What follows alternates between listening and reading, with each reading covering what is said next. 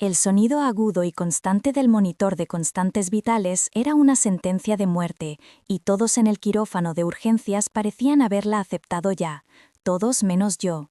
El hombre en la camilla, cubierto de sangre y con el pecho destrozado por múltiples heridas de bala, era un fantasma a punto de cruzar al otro lado. El doctor Ramírez, jefe de cirugía, se había apartado con un gesto de derrota. No hay nada que hacer, Clara, prepara el certificado. Pero yo no podía.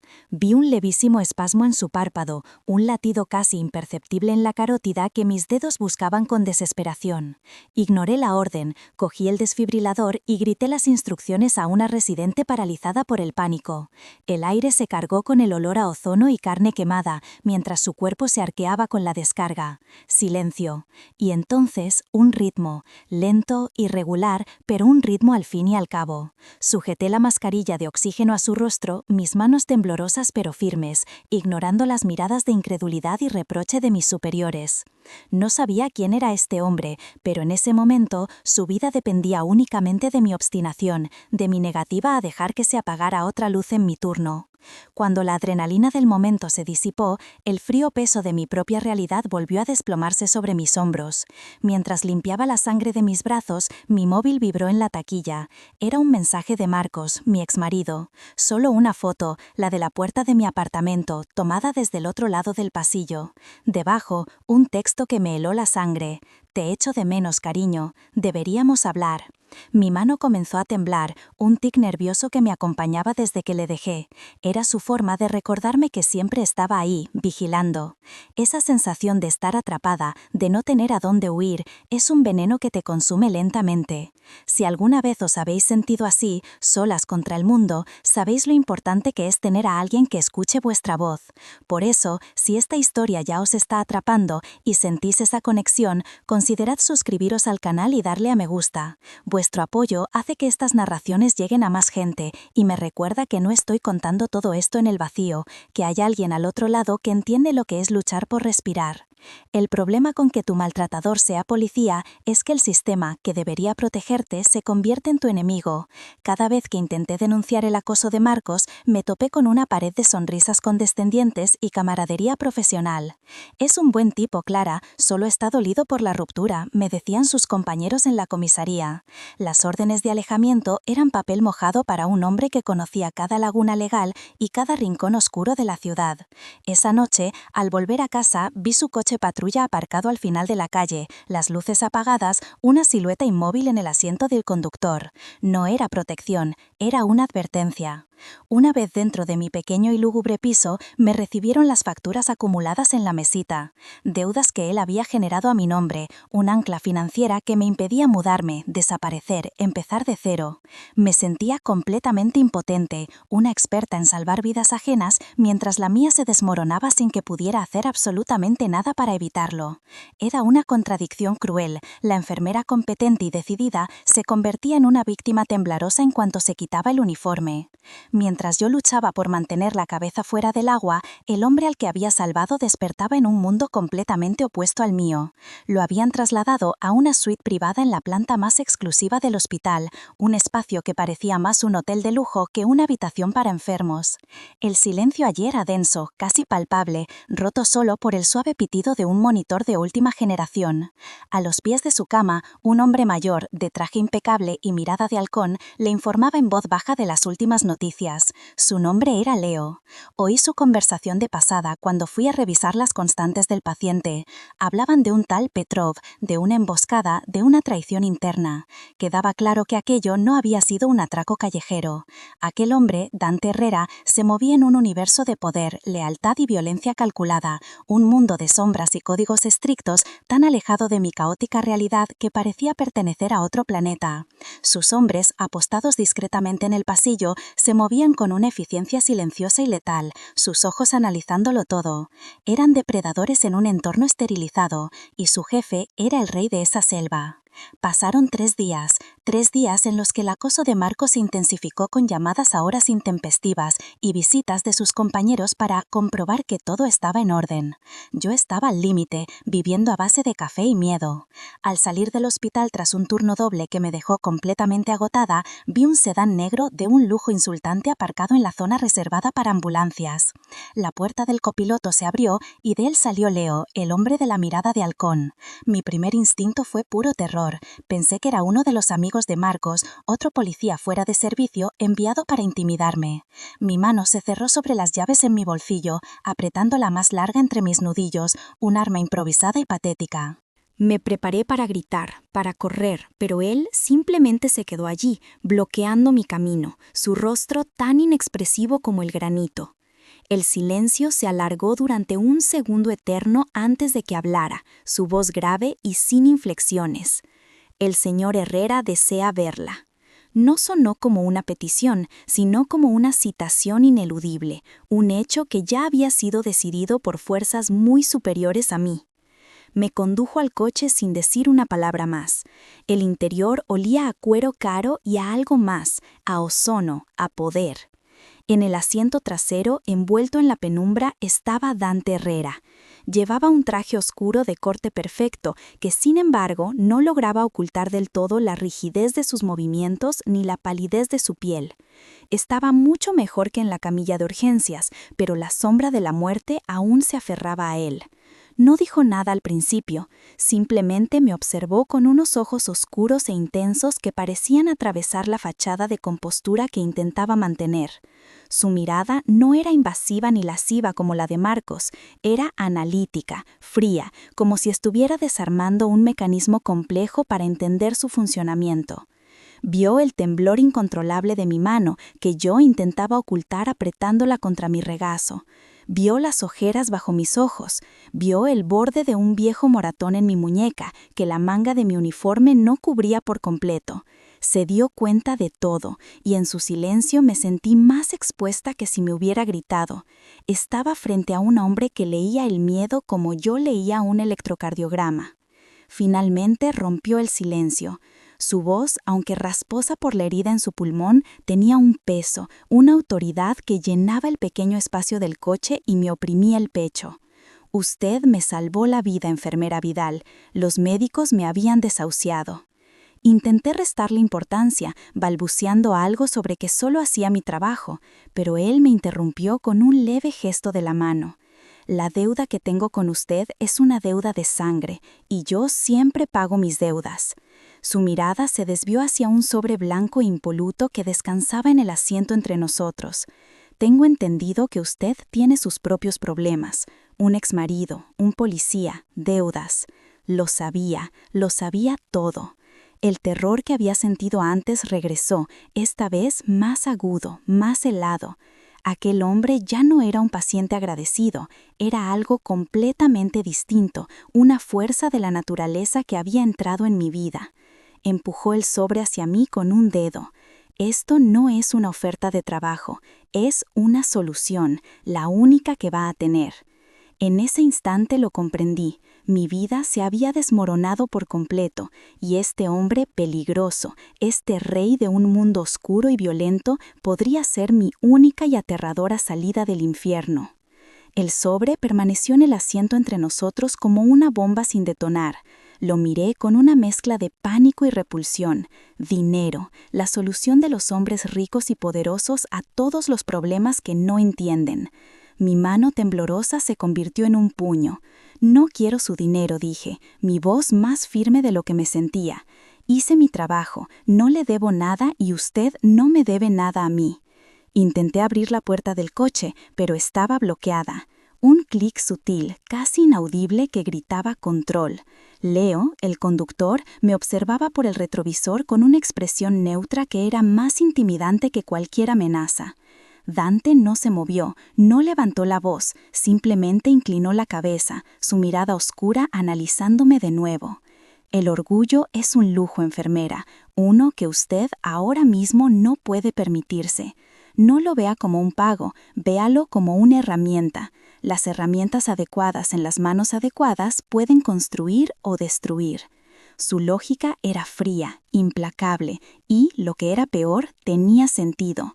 Estaba atrapada en aquella jaula de cuero y cristal blindado, igual que estaba atrapada en mi vida, y la única diferencia era el nivel de opulencia que me rodeaba mientras me asfixiaba lentamente. Al día siguiente, mis peores temores sobre las repercusiones de mi acto de rebeldía se hicieron realidad. Fui convocada al despacho de la jefa de enfermería, un lugar al que solo iba para recibir reprimendas o noticias nefastas. El doctor Ramírez estaba allí, de pie junto a la ventana, con los brazos cruzados y una expresión de sombría satisfacción. No me ofrecieron asiento. La conversación fue breve, brutalmente eficiente. Insubordinación grave, dijo la supervisora, sin mirarme a los ojos, leyendo un informe. Era una mentira tan flagrante que me dejó sin aliento. Yo había salvado al paciente, pero la verdad no importaba. Lo que importaba era que un hombre como Dante Herrera, un nombre susurrado en las noticias de sucesos, había convertido mi quirófano en el centro de una atención no deseada. El hospital tenía miedo de las preguntas, de la policía, de los rivales de Dante, y yo era el sacrificio necesario para cortar cualquier vínculo. Salí de allí con mis pertenencias en una caja de cartón, el sonido de mi propia tarjeta de identificación siendo cortada por la mitad resonando en mis oídos. En menos de 24 horas había perdido lo único que me quedaba, mi vocación. La caída fue vertiginosa, el despido significaba la pérdida de mi único ingreso y mis acreedores parecieron oler la sangre en el agua de inmediato. A los 2 días encontré un aviso de desahucio pegado en mi puerta con letras rojas y amenazantes. Las llamadas de las agencias de cobro, que antes eran un goteo molesto, se convirtieron en un torrente incesante de acoso. Las voces al otro lado de la línea se volvieron más duras, perdiendo cualquier barniz de profesionalidad. Una noche, mientras intentaba comer un poco de sopa fría directamente de la lata, llamaron a mi puerta. No era un golpe suave, sino el impacto sordo y pesado de un puño contra la madera. Miré por la mirilla y vi a 2 hombres enormes, con cuellos tan anchos como mis muslos y miradas vacías. Eran matones de manual, enviados por uno de los prestamistas a los que Marcos había pedido dinero usando mi nombre. No abrí, por supuesto. Me acurruqué en el suelo de la cocina, conteniendo la respiración. Tras unos minutos de silencio, un estruendo hizo temblar el edificio. La puerta se desencajó de sus bisagras. No entraron. Solo querían dejar claro que podían hacerlo cuando quisieran. Mi último refugio había sido violado. Marcos no tardó en aprovechar mi nueva y absoluta vulnerabilidad. Me encontró a la salida del supermercado, donde había gastado los últimos euros que me quedaban en pasta y latas de atún. Me esperaba junto a mi coche, fuera de servicio, vestido de civil, lo que de alguna manera lo hacía parecer aún más peligroso. El sol de la tarde proyectaba su sombra sobre mí, larga y depredadora. «He oído que has tenido problemas en el trabajo, cariño», dijo, su voz una caricia venenosa. «Te lo dije, no eres nada sin mí». Antes de que pudiera reaccionar, me agarró del brazo, sus dedos clavándose en mi piel con una fuerza que me hizo gritar de dolor. Me arrastró hacia el callejón entre la tienda y el edificio contiguo, lejos de las miradas de los transeúntes. «Todo esto puede terminar, Clara, solo tienes que volver a casa. Yo puedo arreglar tus deudas, puedo hablar con tu jefa, solo tienes que ser buena chica». Su aliento olía a café rancio y a una rabia mal contenida. Vi en sus ojos la misma locura que había visto la noche que me fui. Logré darle un pisotón y zafarme de su agarre, corriendo hacia la calle sin mirar atrás, el corazón martillándome contra las costillas, sabiendo que aquello era solo el principio. Llegué a mi apartamento sin aliento, con el pánico arañando mi garganta. La puerta rota colgaba tristemente del marco, una herida abierta en mi hogar. Intenté asegurarla con cinta adhesiva, un gesto patético e inútil, pero mis manos temblaban tanto que no podía ni siquiera cortar un trozo. Las lágrimas de frustración y miedo se mezclaban con el sudor en mi cara. Fue entonces cuando el sedán negro se deslizó hasta el bordillo con un silencio fantasmal. Esta vez fue el propio Dante Herrera quien salió del asiento trasero. Se movía con una rigidez controlada, la herida aún presente bajo el impecable traje gris. Se detuvo a unos metros de mí, sin decir nada. Su mirada recorrió la escena, yo, temblando y sucia, la puerta destrozada, el interior caótico de mi piso visible desde la calle. Luego, sus ojos se posaron en mi brazo, donde los dedos de Marcos ya habían dejado una marca moratada y oscura. No mostró ninguna emoción. Su rostro era una máscara de granito, pero vi un imperceptible endurecimiento en su mandíbula, un cambio minúsculo en la atmósfera a su alrededor, como el aire que se carga de electricidad justo antes de que caiga un rayo. El depredador había salido de su guarida. Sin mediar palabra, me rodeó y entró en mi apartamento. Sus zapatos, que probablemente costaban más que mi alquiler de un año, crujieron sobre los fragmentos de un jarrón roto que no había tenido fuerzas para recoger. Se movió por el pequeño espacio con una gracia contenida, sus ojos absorbiéndolo todo, la pila de facturas impalada sobre la mesa, el aviso de desahucio, el desorden dejado por los cobradores. Se detuvo frente a una pequeña estantería donde guardaba mis libros de medicina y una única foto enframada de Sofía y yo, sonriendo en nuestra graduación. El cristal del marco estaba rajado. Lo tocó con la punta de un dedo, con una delicadeza que contradecía su reputación. Luego se volvió hacia mí. Por primera vez vi algo más allá de la fría autoridad en su mirada. Era una furia gélida, profunda y controlada, que me asustó más que cualquier grito. «Esto no es una deuda», dijo. Su voz era un murmullo bajo y letal que vibraba en el aire. «Esto es una cacería, y el cazador es un cobarde que se esconde detrás de una placa». Su código moral, del que tanto había oído hablar a sus hombres, acababa de ser violado frente a sus ojos.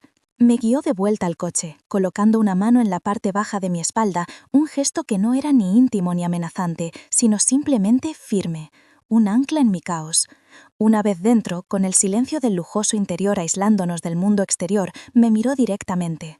«La oferta del dinero se ha retirado», declaró, su tono final. Era una solución insuficiente para un problema que subestimé. Hizo una pausa, dejando que sus palabras calaran. «Le ofrezco algo diferente, algo mejor. Mi recuperación completa requiere supervisión médica constante y de confianza. Los médicos del hospital son competentes, pero no son leales a mí. Usted sí lo es. Me salvó la vida cuando todos los demás se habían rendido». Expuso su propuesta con la precisión de un cirujano.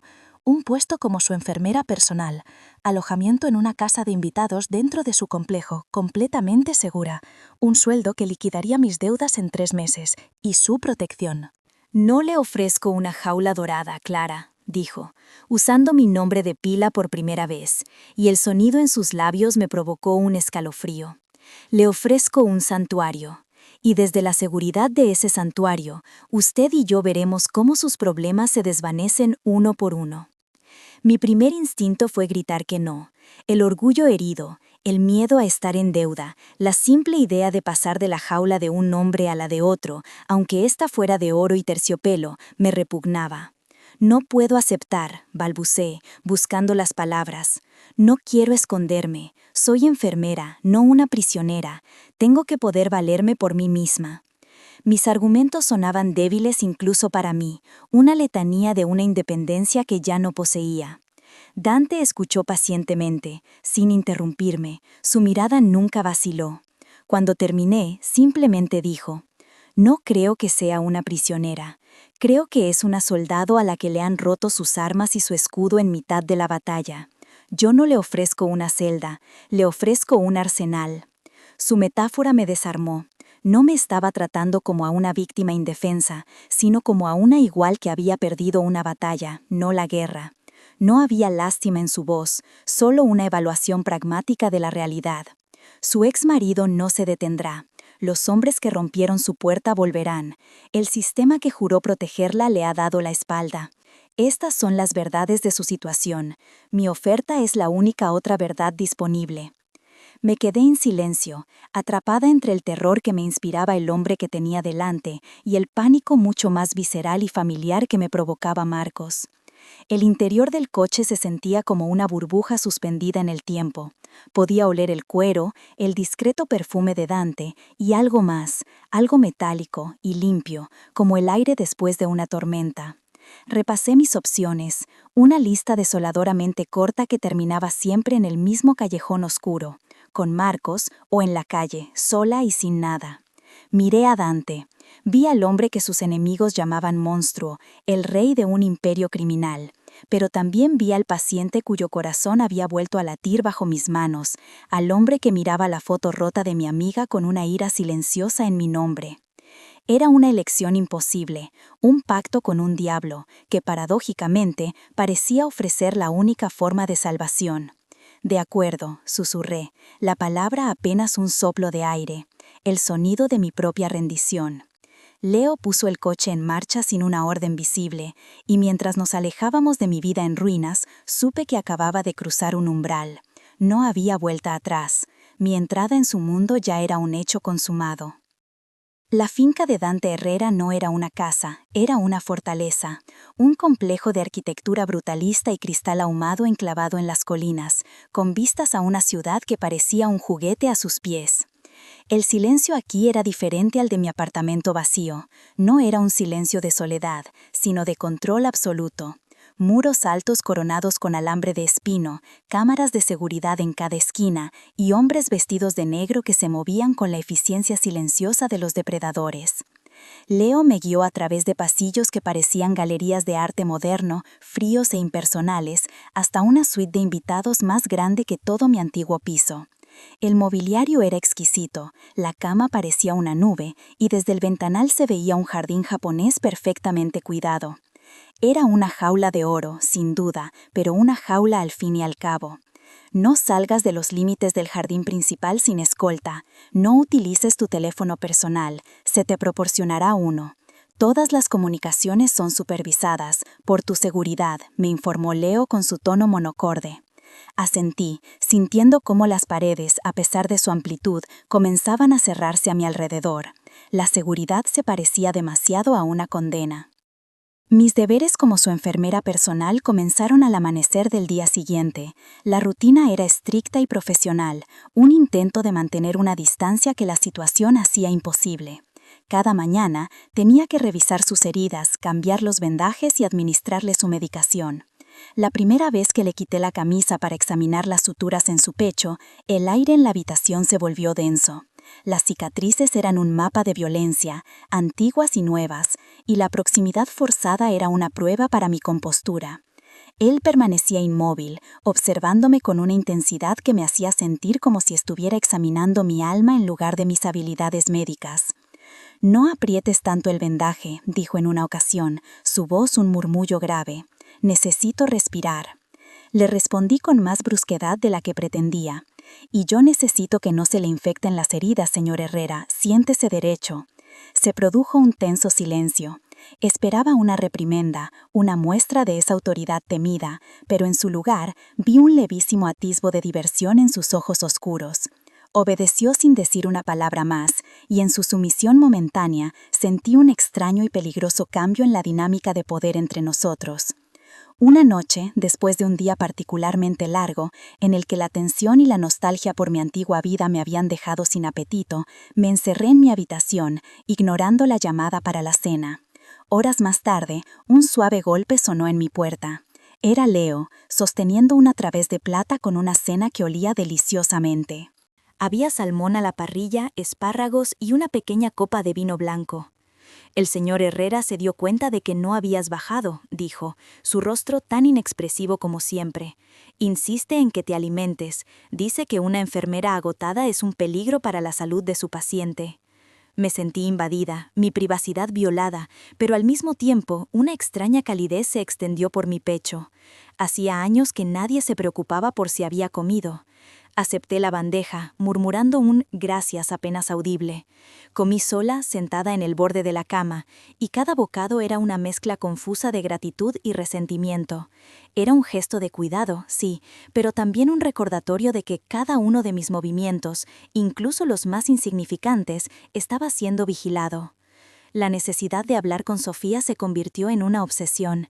Era mi única conexión con el mundo que había dejado atrás, el único ancla que me quedaba. Tras mucho insistir, Dante accedió, pero con condiciones. La llamada se haría desde su despacho, con el altavoz activado y con Leo presente en la habitación. Sentí una oleada de furia impotente, pero no tenía otra opción. La voz de Sofía al otro lado de la línea sonaba preocupada, casi asustada. «Clara, ¿dónde estás? La gente del hospital pregunta por ti. Marcos ha estado aquí, haciendo preguntas, actuando como si fuera el marido preocupado». Me mordí el labio para no gritar. Inventé una historia vaga sobre tomarme un tiempo libre, sobre estar en casa de una prima lejana. Cada palabra era una mentira que se me atascaba en la garganta. Después de colgar, me enfrenté a Dante. «Esto es inaceptable, no soy tu prisionera». Él ni siquiera levantó la vista de unos papeles que estaba leyendo. En mi mundo, la privacidad es un arma que tus enemigos usan en tu contra. Cada palabra que dices, cada persona con la que hablas es una posible debilidad. Marcos no es estúpido, es un depredador, y mis enemigos son peores. Esto no es una prisión, Clara, es el único lugar donde no pueden alcanzarte. El alcance de ese peligro se hizo más tangible unos días después. Pasé por delante del estudio de Dante, cuya puerta estaba entreabierta, y las voces tensas del interior me hicieron detenerme. Dante, Leo y otros 2 hombres a los que no conocía estaban reunidos alrededor de una gran mesa de caoba. La información sobre el cargamento solo la teníamos nosotros 4, decía Leo, su voz cargada de una frustración gélida. Petrov no podría haberlo sabido a menos que alguien de esta misma habitación se lo dijera. El ambiente era tan denso que casi se podía cortar con un cuchillo. Dante permanecía en silencio, su rostro una máscara impasible, pero sus dedos tamborileaban suavemente sobre la mesa, un único signo de su agitación interna.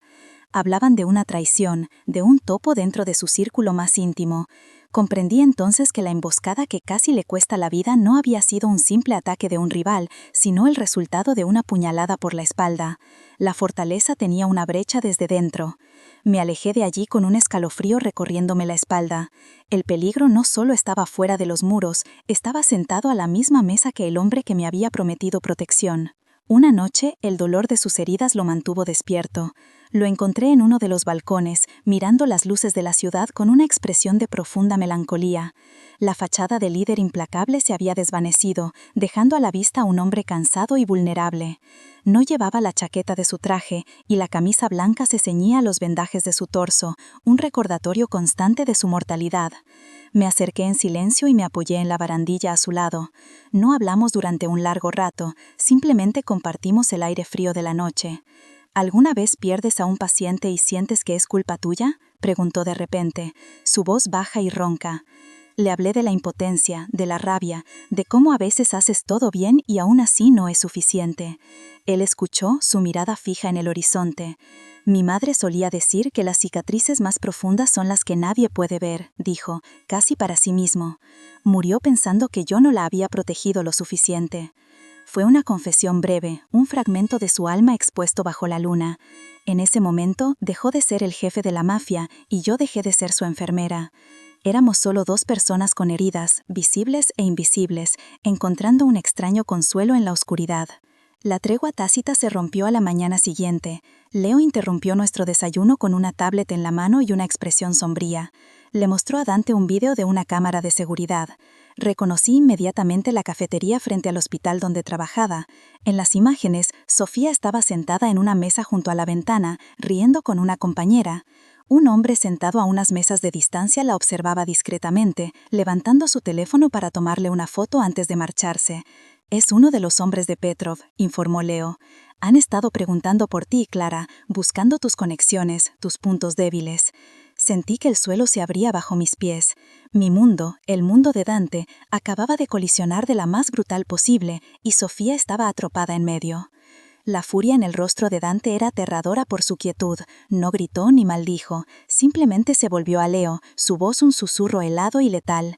«Ponle a su amiga la mejor vigilancia que el dinero pueda comprar, y quiero a ese hombre».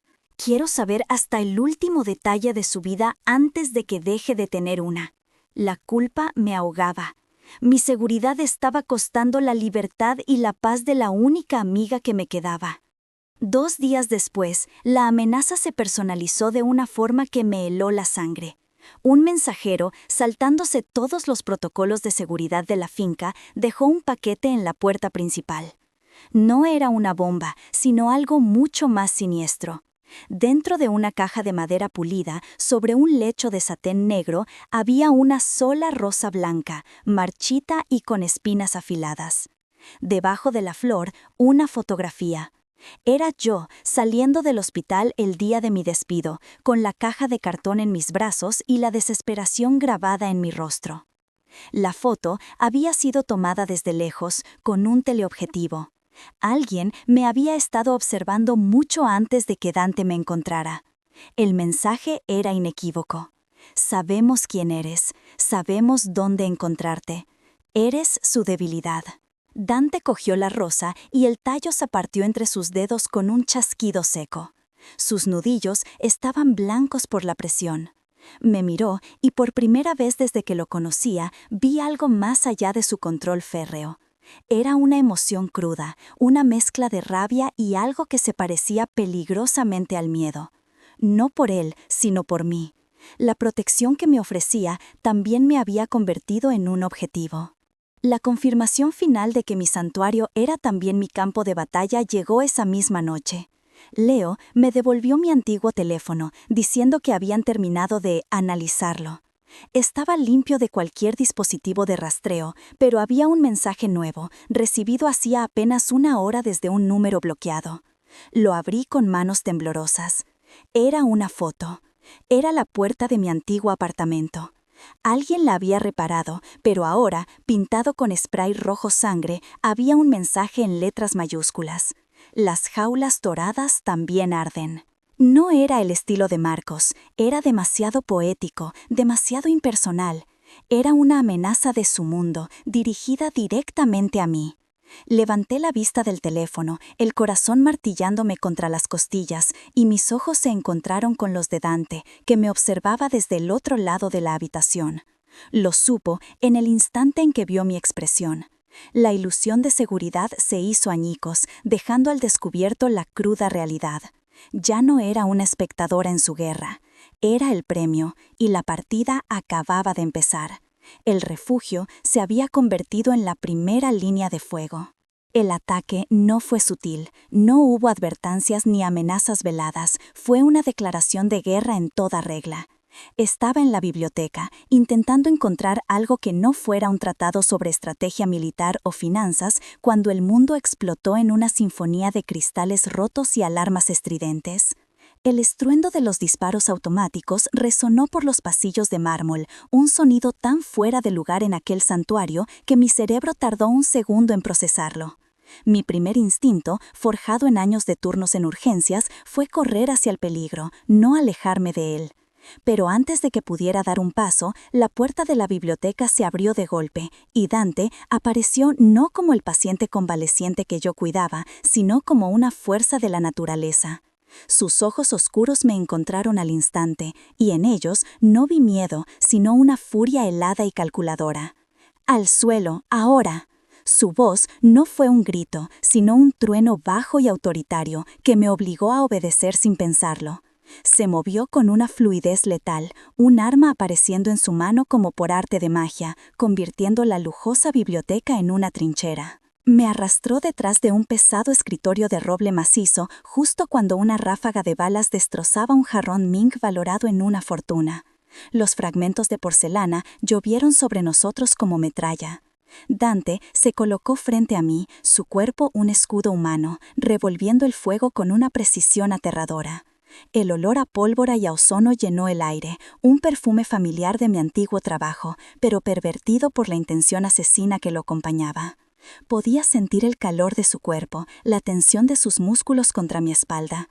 Cada vez que disparaba, su brazo rozaba mi cabeza, un recordatorio constante de lo cerca que estábamos de la muerte. No pensaba, solo reaccionaba. Vi una herida de bala rozar el brazo de uno de sus hombres en el pasillo, y mi instinto de enfermera se activó. «Presión, necesita un torniquete», grité por encima del estruendo. Dante me lanzó una mirada fugaz, una mezcla de sorpresa y algo más que no pude descifrar. En medio de su guerra, yo seguía intentando salvar vidas, sin importar de qué lado estuvieran. Era lo único que sabía hacer, mi única ancla en aquella locura. Los disparos cesaron tan abruptamente como habían comenzado. Un silencio tenso y expectante cayó sobre la casa, roto solo por el goteo de agua de una tubería rota y el crepitar de un pequeño incendio en el ala oeste. Leo apareció en el umbral de la biblioteca, su traje impecable manchado de polvo y sangre que no era suya. Dante me levantó del suelo con una fuerza sorprendente. «Tenemos que movernos, la sala de pánico está comprometida». Me guió por pasillos de servicio que no sabía que existían, un laberinto de hormigón y acero bajo el lujo de la mansión. Íbamos agachados, el eco de nuestras pisadas y nuestras respiraciones contenidas como únicos sonidos. Nos refugiamos en una bodega, un espacio frío y húmedo que olía a tierra y a vino añejo. La pesada puerta de acero se cerró con un chasquido metálico que selló nuestro destino. Estábamos a salvo, por ahora, pero también estábamos atrapados, los dos solos en la oscuridad, rodeados por el silencio de nuestros propios miedos y el sonido distante de la cacería que se desarrollaba arriba. En la penumbra de la bodega, iluminada solo por la tenue luz de emergencia, la adrenalina comenzó a desvanecerse, dejando al descubierto la cruda realidad. Fue entonces cuando lo vi, una mancha oscura que se extendía lentamente por el costado de su camisa blanca. «¿Estás herido?», susurré, mi voz sonando extrañamente alta en el silencio. Él intentó negarlo con un gesto, pero cuando se movió, una mueca de dolor cruzó su rostro. «Es solo un rasguño». No le hice caso. Rasgué un trozo de mi blusa y me arrodillé frente a él, mi faceta de enfermera tomando el control absoluto. La herida era profunda, un corte irregular causado por un fragmento de metralla o un ricochet. Mientras limpiaba la sangre con un pañuelo humedecido en vino, mis dedos rozaron una vieja cicatriz descolorida justo debajo de sus costillas. Levantó la mano como para detenerme, un reflejo de vulnerabilidad que nunca antes le había visto. «Mi padre murió en mis brazos en un lugar como este», dijo, su voz apenas un murmullo. «Le prometí a mi madre que siempre lo protegería. Ese día le fallé, a él y a ella». La confesión me golpeó con la fuerza de una bala, revelando la raíz de su código, de su obsesión por la protección. Su vulnerabilidad abrió una brecha en mis propias defensas.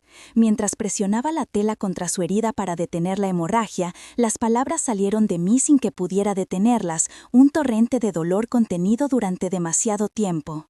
Marcos solía decirme que yo no era nada sin él, que si alguna vez intentaba irme, se aseguraría de que nadie más me quisiera, de que nadie me creyera. Me hizo sentir tan pequeña, tan invisible, que empecé a creerlo. Levanté la vista y mis ojos se encontraron con los suyos en la penumbra. Estaban llenos de una furia oscura y silenciosa, pero no era una furia dirigida a mí, era por mí. Cuando te vi en esa camilla, a punto de morir, no podía dejar que pasara, no en mi turno, no otra vez. Salvarte fue como salvar una parte de mí misma que creía perdida para siempre. Las lágrimas que había reprimido durante meses comenzaron a rodar por mis mejillas. No eran lágrimas de miedo, sino de una extraña y dolorosa liberación. En aquel sótano frío y oscuro, rodeados de muerte, ambos habíamos desnudado nuestras cicatrices más profundas, las que ninguna radiografía podría jamás detectar. Dante no dijo nada, simplemente levantó la mano, sus dedos ásperos y manchados de su propia sangre, y secó una de mis lágrimas con una delicadeza que contradecía todo lo que él representaba. Su pulgar se detuvo en mi mejilla, su toque quemando mi piel. La distancia entre nosotros se evaporó, el aire se volvió denso y cargado de una electricidad que nada tenía que ver con el peligro que nos acechaba. Podía sentir su aliento, oler el aroma a vino, pólvora y a él mismo, una mezcla embriagadora y peligrosa.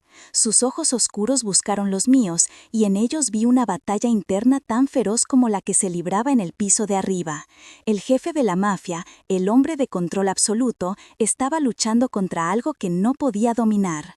Se inclinó lentamente, su intención era tan clara como el día, y mi corazón se detuvo. Quería besarme, y lo más aterrador de todo era que yo también lo deseaba, con una intensidad que me asustaba. Era una locura, un suicidio emocional, pero en ese preciso instante, sentir sus labios sobre mis míos parecía la única verdad que importaba en el mundo. Justo cuando sus labios estaban a punto de tocar los míos, la puerta de la bodega se abrió con un estruendo metálico. Varios de sus hombres, liderados por Leo, irrumpieron en el espacio, sus armas en alto. El momento se hizo añicos, la burbuja de intimidad estalló, devolviéndonos a la cruda realidad. Nos separamos bruscamente, como dos adolescentes sorprendidos en un acto prohibido. La máscara de impasibilidad de Dante volvió a su sitio, pero yo vi el destello de frustración en sus ojos antes de que desapareciera.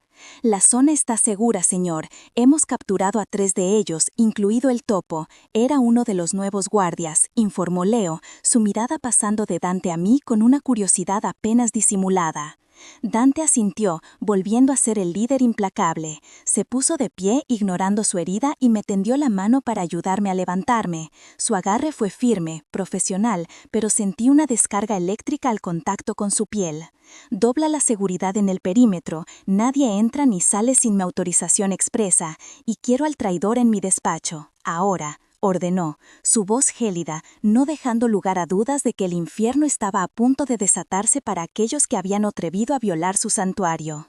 Una hora más tarde, cuando una aparente calma había regresado a la fortaleza, Leo entró en la biblioteca donde yo intentaba inútilmente calmar mis nervios. Me entregó una tablet sin decir una palabra. En la pantalla había un correo electrónico, enviado a un servidor encriptado y reenviado a Dante. El remitente era anónimo, pero el mensaje era escalofriantemente claro. Era una sola imagen, una captura de una de las cámaras de seguridad de la bodega, tomada apenas unos minutos antes. Nos mostraba a Dante y a mí, a centímetros de distancia, su mano en mi rostro, en el preciso instante antes de que el beso casi sucediera. La imagen era granulada, tomada desde un ángulo extraño, lo que significaba que no todas las cámaras habían sido desactivadas. Debajo de la foto, una sola línea de texto. Toda fortaleza tiene una debilidad, ya hemos encontrado la tuya. El aliento se me quedó atascado en la garganta. No era solo una amenaza, era una promesa. Nuestro momento de vulnerabilidad, esa conexión forjada en el fuego y la oscuridad, había sido vista, registrada y ahora se había convertido en el arma que usarían para destruirnos. Ya no era un objetivo colateral, era el centro de la diana. La reacción de Dante a la fotografía fue inmediata y aterradora en su frialdad. No hubo una explosión de ira, ni palabras de consuelo. Simplemente se retiró dentro de sí mismo, convirtiéndose en el estratega de hielo que sus enemigos temían. De la noche a la mañana, el santuario se transformó en una prisión de máxima seguridad. Mi escolta se duplicó. Ya no podía caminar por el jardín sin 2 sombras siguiéndome a cada paso. Las ventanas de mi suite fueron reforzadas con un film polarizado que me impedía ver el exterior con claridad, pero permitía que me vigilaran desde fuera. Dante dejó de cenar conmigo. Nuestras interacciones se limitaron a las revisiones médicas, durante las cuales se comportaba con una distancia profesional que me partía el alma. Era como si el hombre que casi me había besado en la bodega nunca hubiera existido. En su lugar estaba el jefe de la mafia evaluando un activo comprometido. Sentía su mirada sobre mí en todo momento, no con calidez, sino con el peso del cálculo. Se estaba distanciando, intentando borrarme como objetivo, pero al hacerlo, me estaba borrando a mí. La jaula dorada había perdido su brillo y ahora solo sentía el frío de los barrotes. La verdadera magnitud del desastre estalló 2 días después, de la manera más cruel imaginable. Leo me encontró en la biblioteca, con el rostro más sombrío que nunca le había visto. No dijo nada, solo me tendió una tablet. La pantalla mostraba las noticias locales, un titular sobre un brutal accidente de tráfico con fuga en el centro de la ciudad. La fotografía del coche destrozado me revolvió el estómago. Era el coche de Sofía. El reportaje hablaba de un camión que se había saltado un semáforo en rojo, embistiéndola por el lado del conductor y desapareciendo sin dejar rastro. Estaba en estado crítico en el mismo hospital del que me habían despedido. El aire abandonó mis pulmones. No fue un accidente, lo supe con una certeza que me heló los huesos. Era un mensaje. Era Petrov, o Marcos, o ambos, demostrando que podían alcanzarme a través de la única persona que me importaba en el mundo. La culpa me golpeó con la fuerza de un tsunami, ahogándome. Mi amiga, mi única amiga, estaba luchando por su vida por mi culpa, por haberme acercado a Dante, por haber creído, aunque fuera por un segundo, que podía tener una salida. Mi seguridad había costado su vida, y esa era una deuda que nunca podría pagar. Esa noche irrumpí en el despacho de Dante sin llamar. Estaba de pie frente al enorme ventanal, contemplando la ciudad como un rey observa su tablero de ajedrez. Ni siquiera se giró cuando entré. «Sofía está en la UCI», dije, mi voz rota por el dolor y la rabia. Le han inducido el coma. Los médicos no saben si sobrevivirá a la noche. Él permaneció en silencio. Su espalda era una muralla infranqueable. «Era yo», continué, las palabras saliendo como veneno. «Yo soy la debilidad de la que hablaban. Tuve que verlo en una pantalla de televisión para entenderlo. Cada segundo que paso aquí, pongo una diana en la espalda de todos los que alguna vez me han importado. No puedes protegerme de mi propio pasado, Dante, solo puedes amplificar el peligro. Finalmente se volvió, y en sus ojos vi un tormento que reflejaba el mío. Te equivocas, puedo protegerte, los encontraré y... Lo interrumpí, negando con la cabeza, las lágrimas corriendo libremente por mi rostro. No lo entiendes, no se trata de encontrarlos, se trata de que yo desaparezca. Tengo que irme, es la única manera de que esto pare, es la única manera de que dejen en paz a gente como Sofía. Su negativa fue absoluta, una orden de granito. No te irás a ninguna parte. La discusión que siguió fue la peor de mi vida, un choque de voluntades entre mi desesperación y su férrea determinación. Mientras nosotros nos destrozábamos mutuamente con palabras, Leo trabajaba en las sombras, ajeno a nuestro drama personal. Había estado siguiendo una corazonada, una anomalía en los informes de vigilancia sobre mí que no le cuadraba. Horas después, cuando la casa estaba sumida en un tenso silencio, entró en el despacho con una carpeta. Dentro había pruebas irrefutables, registros de llamadas de un teléfono de prepago, imágenes de cámaras de seguridad de un café oscuro al otro lado de la ciudad. En ellas se veía a Marcos, mi exmarido, reunido con uno de los lugartenientes de Petrov. No era una alianza formal. Marcos, en su retorcida obsesión, había estado vendiendo información a los rusos, mis rutinas, mis miedos, la importancia de Sofía en mi vida. Creía que podía usar a Petrov para aterrorizarme, para aislarme de Dante y forzarme a volver a sus brazos, convencido de que podría cortar los lazos con la mafia rusa cuando quisiera. No se dio cuenta de que había invitado a un lobo a su redil y que ahora el lobo no se iría hasta verlo devorado todo. Dante me mostró las pruebas sin una palabra, su rostro una máscara de furia contenida. Dejó las fotos sobre la mesa de centro, una tras otra.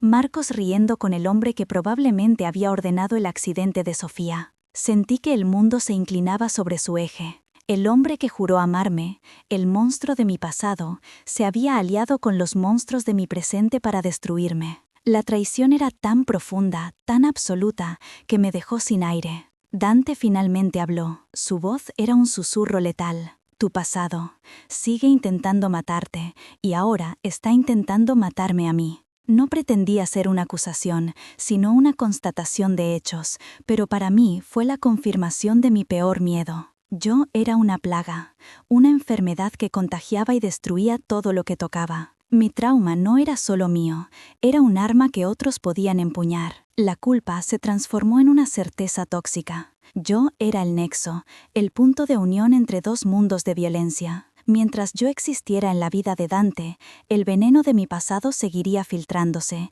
pudriéndolo todo desde dentro. La brecha entre nosotros se convirtió en un abismo insalvable. Tomé mi decisión en la quietud de la madrugada, cuando la casa finalmente se durmió bajo el peso de su propia paranoia. No había un plan elaborado, solo el instinto primario de un animal herido, que huye para morir solo y no atraer a los depredadores hacia la manada. Mientras Dante y Leo planificaban su venganza en la sala de guerra, yo me deslicé por los pasillos de servicio que ya conocía. Llevaba solo la ropa que tenía puesta y el dinero que había encontrado en el bolsillo de un viejo abrigo, una cantidad ridícula que no me llevaría muy lejos. Cada paso era una traición al hombre que me había ofrecido un santuario, pero también era el único acto de protección que sentía que podía ofrecerle. Le dejé una nota en la almohada de mi cama, la cama en la que nunca había dormido en paz.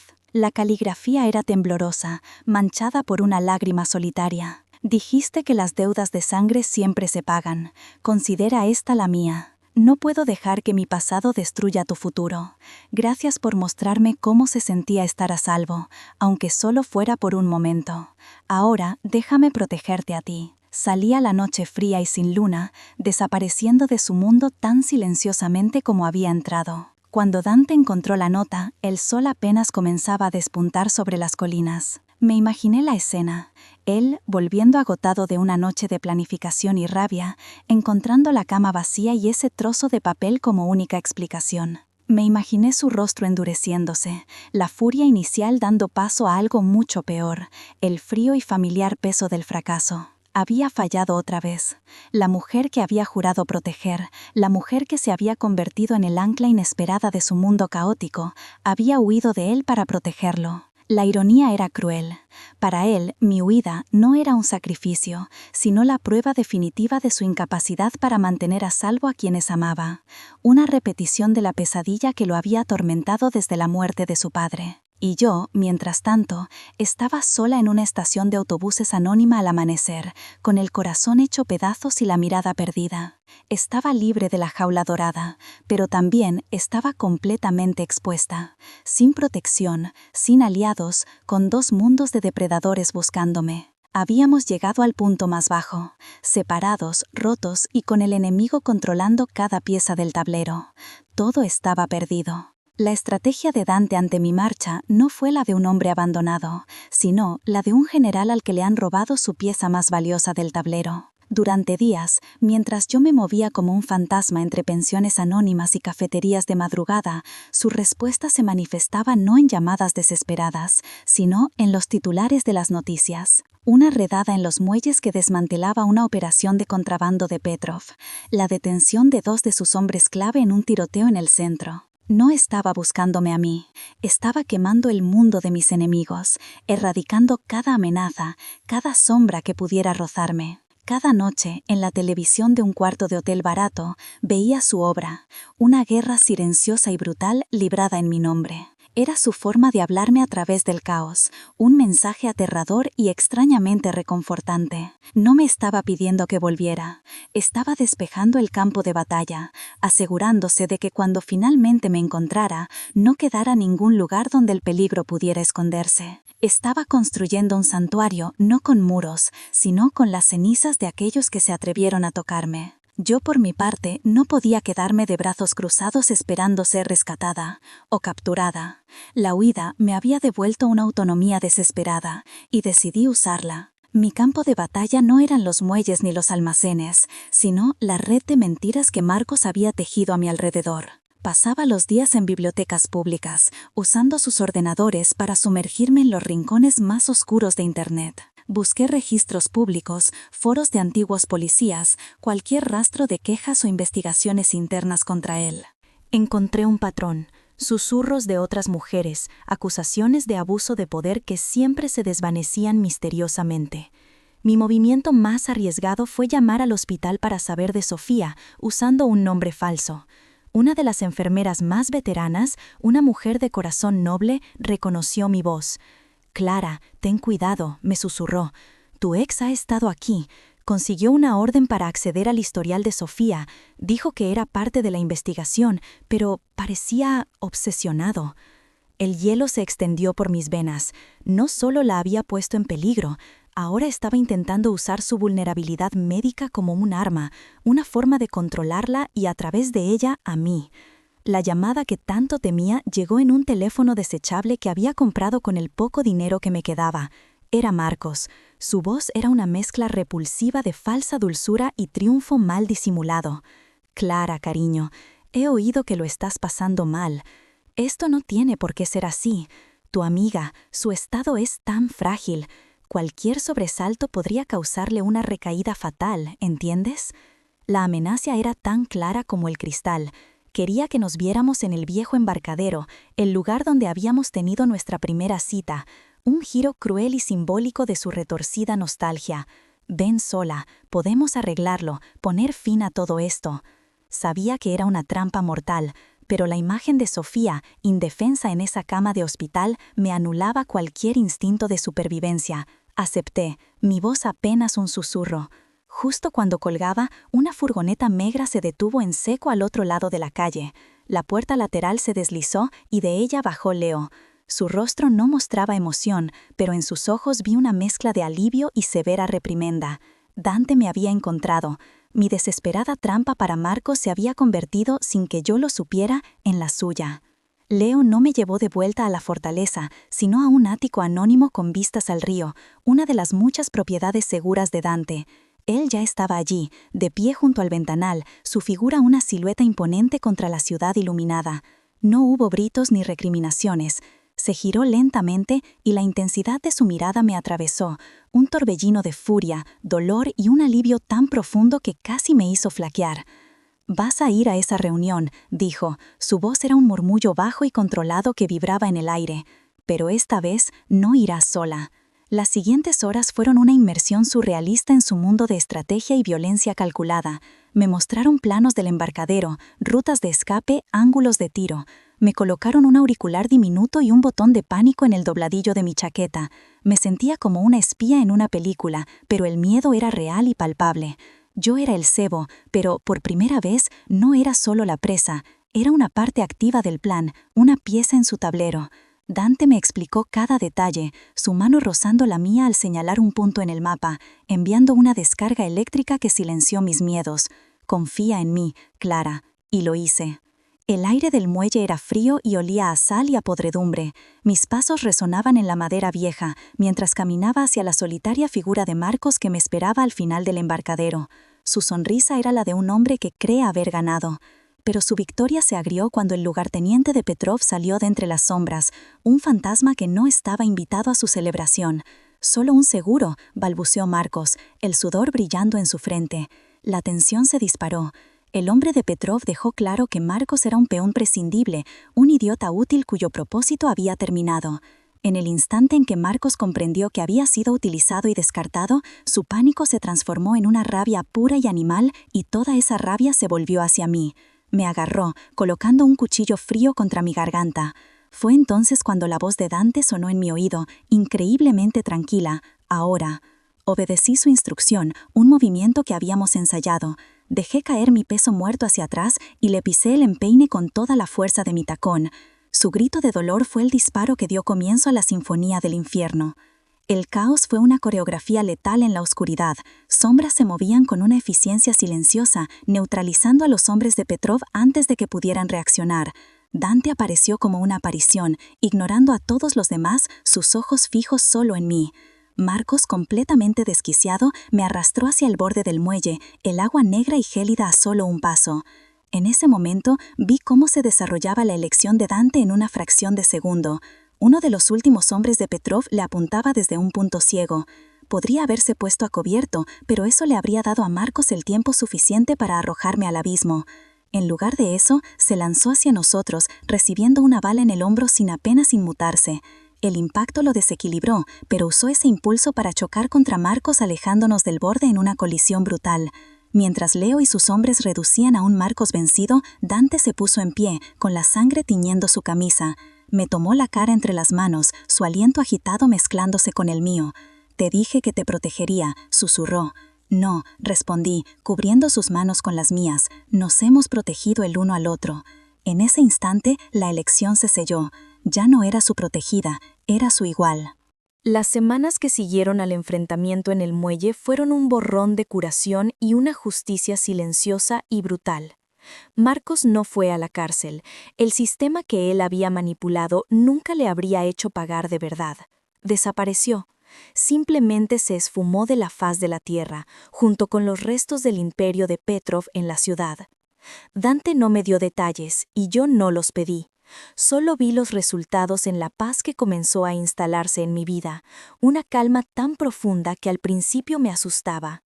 La noticia más importante llegó una tarde soleada a través de una llamada de Leo. Sofía había despertado. Estaba débil, confusa, pero iba a recuperarse por completo.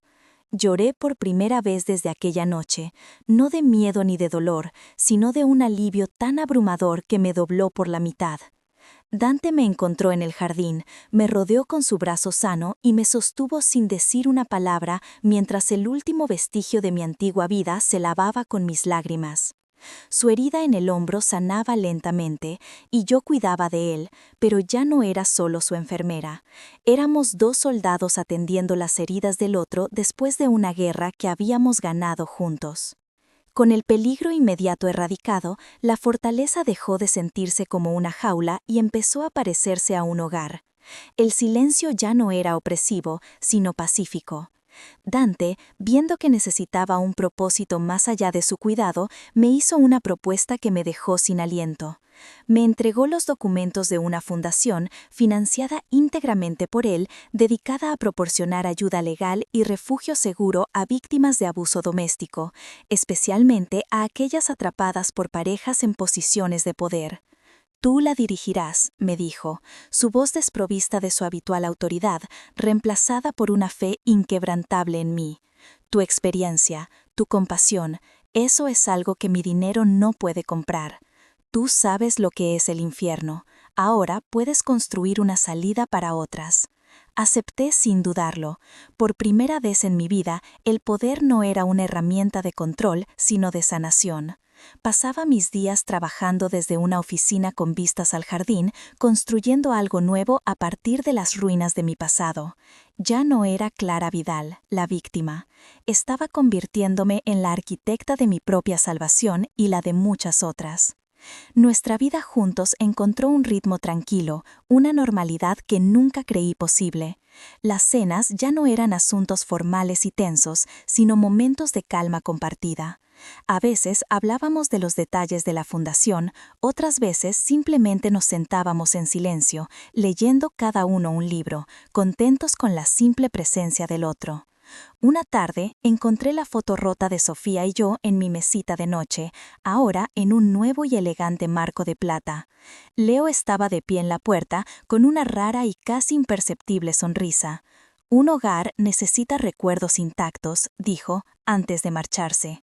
Era su forma de darme la bienvenida, de aceptar que ya no era una debilidad para Dante, sino la razón de su renovada fortaleza. Vi a Dante reír, una risa genuina y profunda, mientras jugaba con el perro que habíamos adoptado, un callejero que se había colado en la finca. En esos pequeños gestos, en la forma en que su mano buscaba la mía cuando pensaba que no lo miraba, vi al hombre más allá del jefe de la mafia. Vi al hombre que también estaba aprendiendo a confiar, a sanar, a creer que merecía la felicidad. Una noche, meses después, estábamos en el mismo balcón donde una vez me había confesado su dolor. La ciudad se extendía bajo nosotros, un tapiz de luces parpadeantes. Ya no parecía un juguete a sus pies, sino simplemente un lugar donde la gente vivía, amaba y luchaba. Me rodeó con sus brazos desde atrás, apoyando su barbilla en mi hombro.